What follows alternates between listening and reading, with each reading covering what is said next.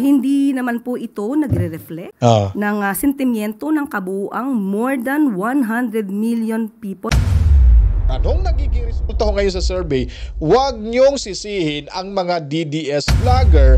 Ito ay hindi maganda na mula sa mga fake news peddlers nagsasabi na ang ibinabalita mismo ng gobyerno at ng mainstream media ay fake. Kaya lahat po tayo, hindi lamang po ang pamahalaan, hindi lamang ang administrasyon, pati po kayo lahat sa mainstream media at mga responsible social media content creator.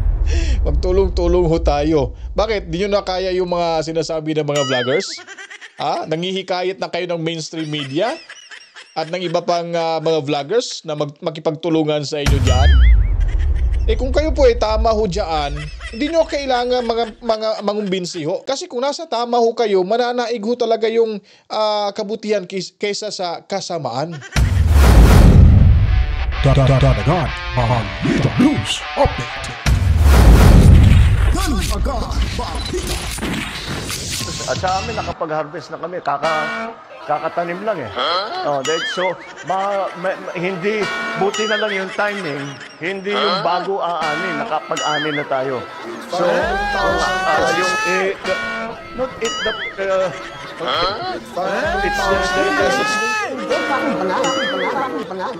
sa amin, nakapag-harvest. Maging milyonaryo, sama-sama tayo, babago mo para maging milyonaryo.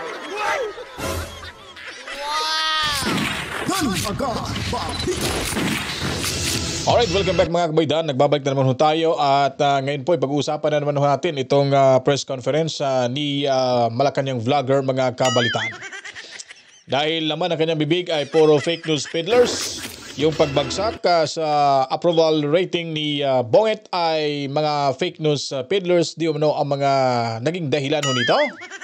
At yung kung ano pa mga problema ho sa ating bansa, lalo na ho sa performance ni Bonget, ay nako, fake news peddlers na naman ho ang sinisisi dito ni Malacanang vlogger Au Castro mga kabalitaan.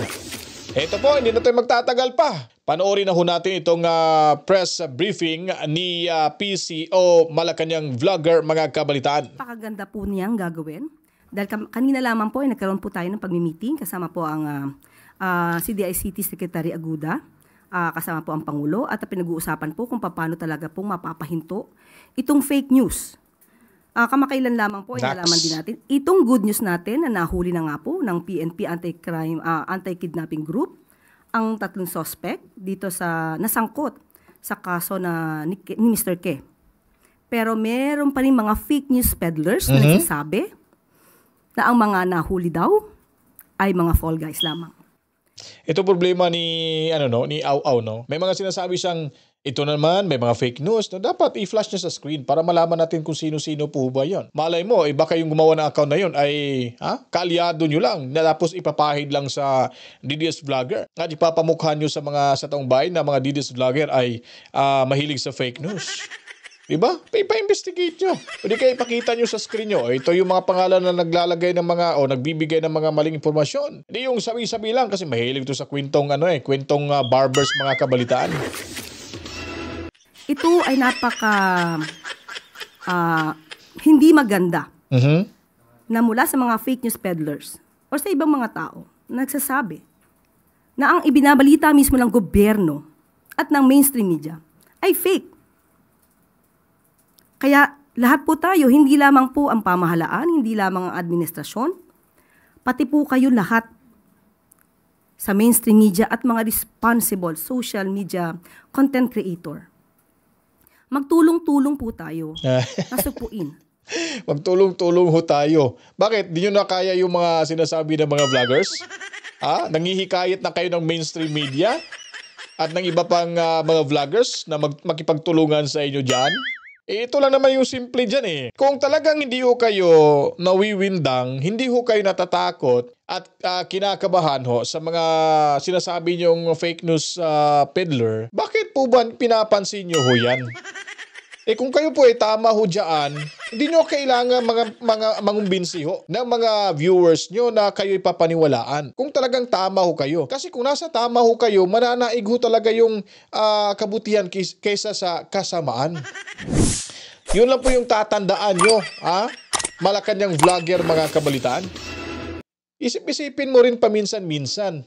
Oh, yung mga fake news peddlers, ba't nyo ba hinahabol-habol ho yan? Ba't kayo naapektuhan? Kung talagang totoo ho kayo, nasa tama ho kayo, nasa totoong panig kayo, ba't kayo natatakot?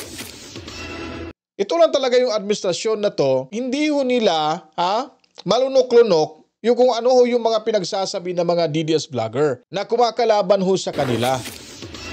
Dahil nga po sila ay takot na mas mabawasan ho yung kanilang mga supporter at yung mga tagapanood.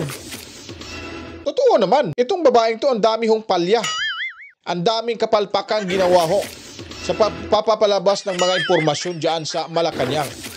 Ang daming nakapunaho nito eh. Mamaya, ipapakita rin natin dito. Ayaw niya rin maniwala sa survey na lagapak ho. Itong si Bongit dahil sa 2,400 lang di umano ang sinisurvey, paano na daw yung 100 million plus na mga butante? Kaya ayaw niya maniwala mga kabalitaan. Pero siguro kung sila ay talagang umangat at sa loob ng 2,400 na pinagtatanungan ho nila, ay malamang ho, abot tenga yung ngiti nito mga kabalitaan. Ganun ho sila talaga dyan sa Malacanang. Hindi marunong tumanggap na sila ay talo ho sa survey na yan. Kasi nasasaktan ho sila. At alam ho nila yung kilalang pinanggagawa na kabalastugan lang talaga mga kabalitaan. Ang fake news na ito. Dahil sabi nga natin, kapag ang fake news ay lumaganap, mismo sarili nating pagdidesisyon ay maaari na tayong magkamali dahil ito ay impluwensya lamang ng fake news. Influensya lamang ng fake news, sila din maaapektuhan. Ba't kayo natatakot ng fake news? Yung mga tao, yung taong bayan, hindi mga bobo. Hindi yung mga angat. Nakakaintindi, nakakabasa, nakakarinig kung ano yung tama at ano yung mali.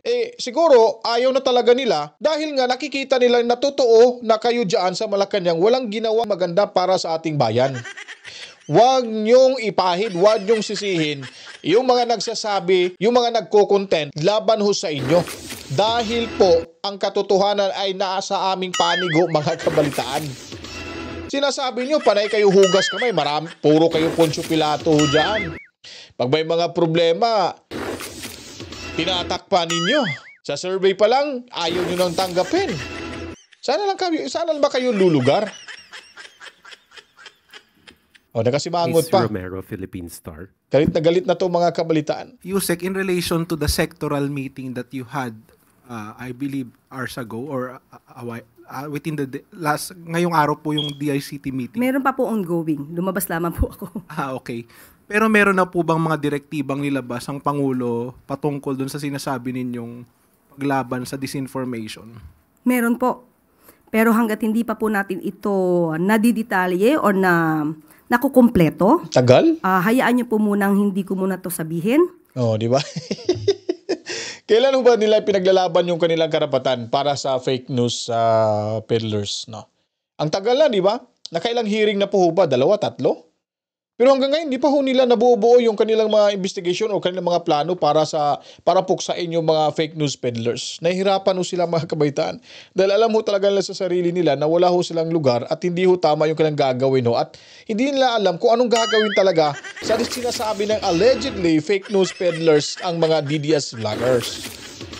Diyan ho sila nagkamali ho. Mapanghusga ho itong administrasyon na to. Diba? Mga balat sibuyas to sila dito mga kabalitaan. Kaya dahil sa pagiging balat sibuyas ho nila, naaapektuhan ho sila, maliban pa na sila ay naapektuhan, ay hindi ho talaga sila tumatanggap ng pagkakamali ho mga kabalitaan. Dahil kung ano yung puno, siya rin po yung magiging bunga. At kapag po nakumpleto na po ang mga detalye at kaya na po itong i-implement, ibibigay po namin sa inyo ang mga detalye. Pero bago po kayo umalis para sa briefing na ito, ano na po yung mga pwede nyong ibahagi? Kahit yung mga points lang na raise. Basta ang direktiba po ng Pangulo, sawatain, pigilan ang fake news. Marami na po, hindi lamang po ang Pilipinas ang nagsasabi, kahit po yung ibang mga firms mula sa ibang bansa, nagsasabi na po na dumadami po talaga. Ay ipakita ang ebidensya para maniwala kami yung mga firms na sinasabi nyo. Dapat mag-state kayo ng isa kahit dalawa man lang. Itong kwan, o ito si ano, o itong itong company, o ito yung mga researcher nila. Nagsasabi ng Pilipinas, wala puro hearsay lang to yung laman ng utak nito mga kabalitaan. Para lang may dadagdago sa kanya mga sinasabi patungkol sa fake news peddlers. At alam naman talaga nila sa sarili nila ito of talagang fake news peddlers. So ito mga kabaitan, itong si Malacanang vlogger mga kabaitan. Hindi ko tatawagin tong undersecretary kasi hindi bagay sa kanya Yung pagkatao pa lang nito mga kabaitan, talagang wag ka nang lumapit, nakakatakot ito. Kasi hindi mapagkakatiwalaan to Magbibigay na impormasyon, mali-mali. Tapos pag ibinalita mo, sisisihin ka dahil maling ganun nga. Bago pa lang ang dami ng palpak mga kabalitaan. Nung kauupo niya pa lang nung time na yun daming palya, daming palpak. So, mas lalo nang ngayon ay medyo, ewan ko lang, siguro, pinipilit na niya yung sarili siguro na didikit na ngayon kay Tamba, nakakausap, si Marcos, si Bungit, para talaga makakuha ng impormasyon. Dahil minsan kasi yung naratibo nito, parang walang alam si Bungit sa mga pinagsasabi nito mga kabalitaan. Talaga ang fake news dito sa Pilipinas. So, hindi na po ito biro. Dapat po talaga itong bigyan ng pansin. Kasi hindi nyo matanggap-tanggap. Pag nakapag-content na yung mga vloggers against sa inyo, ay sasabihin nyo na agad na fake news. Kaya hindi nyo masawata Kaya hindi nyo matanggal-tanggal. Hindi nyo mawala-wala sa social media. Dahil kayo lang naman ang nagpapangalan sa mga DDS vloggers na fake news peddlers. Kayo lang naman talaga. O ba't ni isa sa mga DDS vloggers hindi nyo makayang ipakulong? Hanggang patawag lang kayo. Para lang may masabi. Para makapaghiganti lang kayo. Ganon. Hindi nyo niya kayang tanggalin o burahin sa mundo ng social media yung mga nagko-content against sa inyo at hindi yan sila mga fake news peddlers mga kabaitaan. Not unless kung ikaw ay gagawa ka ng sarili mo account na hindi ma-identify kung sino talaga. At most of the unidentified na may mga social media accounts, sila po ay kagrupo lang po siguro nila yan sa mga alyansa para sa bagoong Pilipinas. Kasi sila po talaga ang fake news peddlers. Alam niyo kung bakit? Dahil sila po ay nag-hire ng mga vlogger. Yung mga DDS vlogger walang nag-hire sa amin. Kusa kaming kumakampi kay Tatay Digong dahil kayo na mismo naghari-harian dyan na wala nang tamang direksyon, landas yung ating bansa. Dahil inuuna nyo pa lang yung paghahabol nyo sa mga taga-suporta ni Tatay Digong. Lay Pardilla, People's Television. Good morning po, Yussi Claire. Connected po ito sa question. Ito naman po ay sa fake accounts. Kong Dong Gonzales and JJ Suarez expressed alarm over a report by Reuters. Yung si JJ at si Gonzales, isa rin, parehas lang dalawang utak niyo mga kabalitaan kasi magkasing utak din yan ni Castro. Dahil puro utak fake news peddlers, fake news account yung mga iniisip na sa dami-raming proyektong gagawin nila ay talagang nakatuon sila sa mga sinasabi ng fake news peddlers na hindi naman nila mapapatunayan kung talagang fake news peddlers pa yung mga taong tinutukoy nila kabalitaan. Well, in fact, yung mga tinutukoy nila, mga matatalino, yung mga professional yung mga kabalitaan. Mga marunong, bihasa na yan sila sa pagsusulat. Kaso nga lang, tagos hanggang buto, mga matalim din yung mga dila nun at yung utak nila talagang napakatalas na nakapagsulat ay matatamaan direkta kaya sinasabing fake news peddlers mga kabalitan. That 1/3 of social media accounts discussing Duterte's ICC case were fake. The report claimed ghost accounts and paid influencers were part of an organized effort to defend Duterte and shape public opinion before the elections. Where does the palace stand on this report, and when will users start seeing the results of government's efforts against the surge of fake accounts? Katulad ng aking nasabi, we just had a meeting, sectoral meeting a while ago, and there is still ongoing meeting with the President. So, kung ano man po yung detalye po, ang masasabi ko lamang po, madiin po ang direktiba ng ating Pangulo na sawatain, pigilan ang fake news. Hindi po ito nakakaganda sa gobyerno. Hindi. Nakakatawa itong babaeng ito. Lahat na lang sinasagot to. ay kinukonekta niya po sa sinasabi nilang fake news peddlers. Kung makapagsabi lang kayo ng hindi maganda sa kanila, fake news peddlers na talaga. No, kaya sa amin, wala na kami, anyway, give na ho yan, tinatanggap na ho namin yan na pagsasabihan kami ng mga DDS vloggers ay fake news peddlers. At hindi naman ho kami nababahala dahil gaya ngayon, nagre-react lang ho tayo rito. At hindi naman siguro magiging fake news peddlers ho ito kasi reaction itong sinasabi ho natin, may mga ebidensya ho tayo.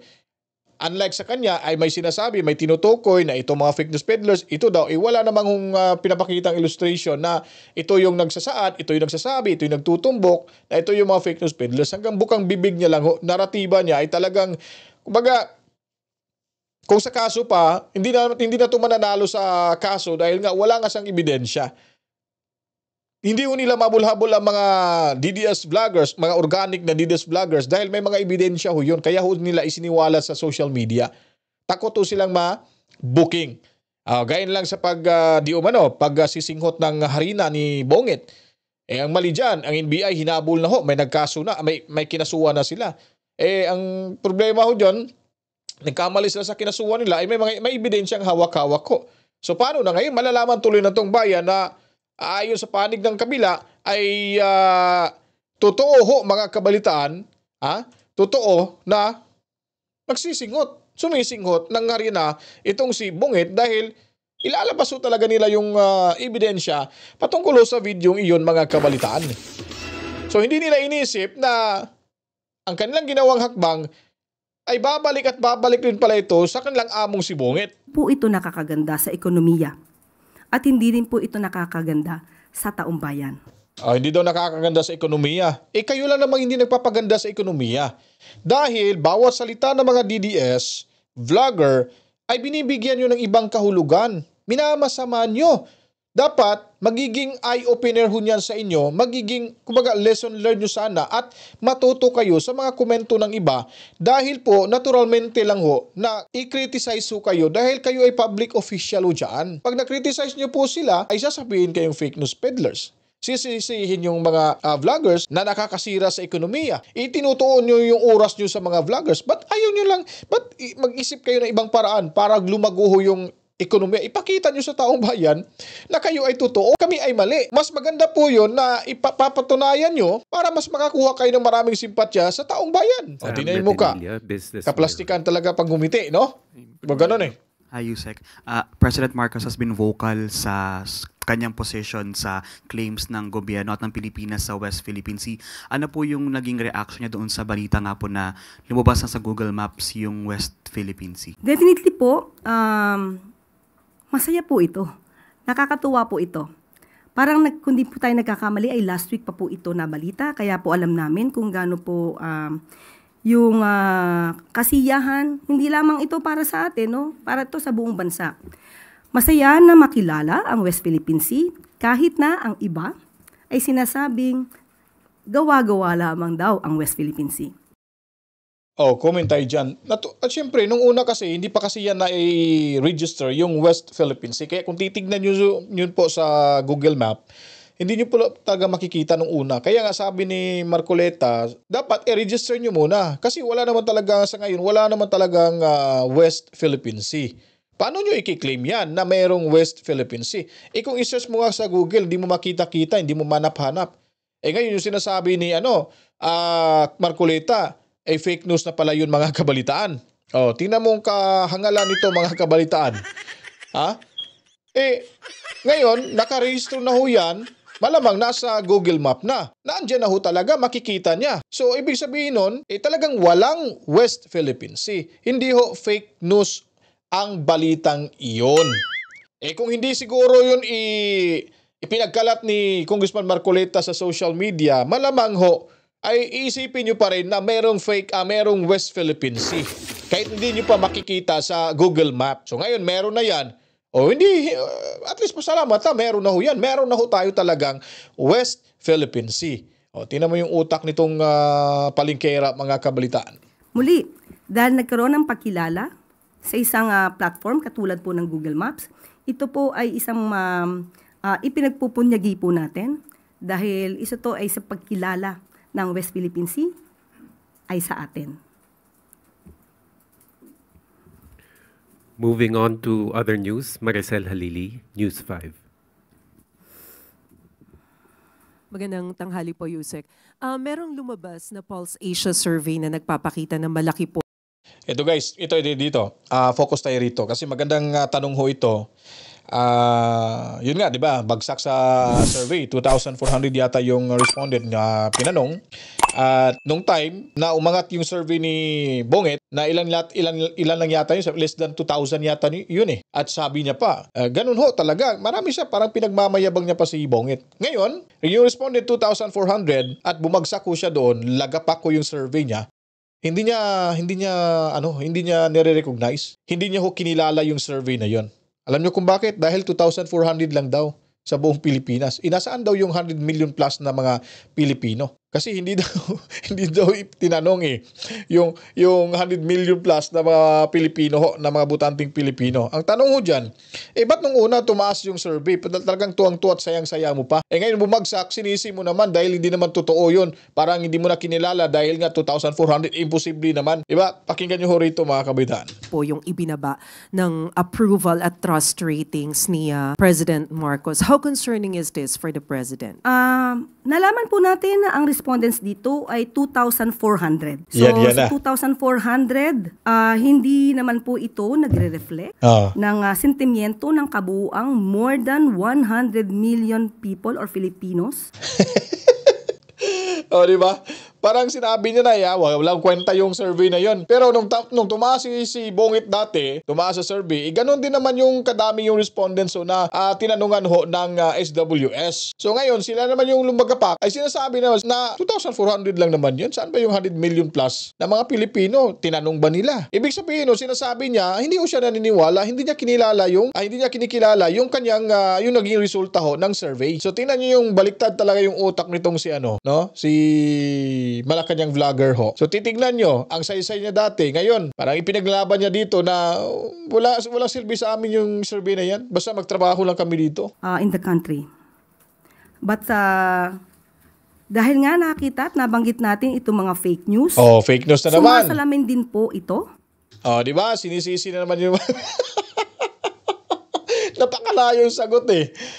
Ba't mo naman sisisihin yung mga sinasabihan yung mga fake news peddlers, yung mga DDS vloggers? Hawak ba ng tao ng mga vloggers ang buong sambayan ng Pilipino? Sila na nga ang nagpapakita ng suporta ng mga Duterte. Ibig sabihin nun, hindi na ho talaga kayo kapanipaniwala, hindi na kayo mapagkakatiwalaan, hindi kayo masasandalan kasi wala hong sense of direction yung amo nyo. Aminin nyo na kasi. Aminin nyo na may mali kayo naman dyan sa Malacanang, kaya kayo hindi natututo Lagi na lang kayong tagilid dyan. Lagi na lang mga mali yung mga ginagawa nyo dyan. Sana ginamit yung pointers tong mga reklamo ng kababayan ho natin, karamihang Pilipino. Pinag-aralan nyo na dito pala tayo nagkamali. Ayusin na natin to dito.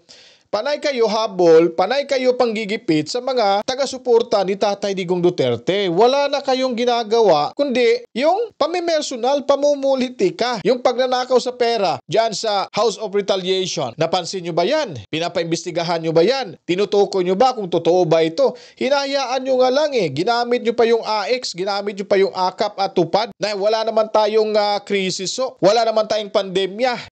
Ano bang ibig sabihin nun? Dahil sa pamumulitika nga, kayo nagkakaisa kayo dyan sa Malacanang at sa mayabang kapulungan sa House of Retaliation.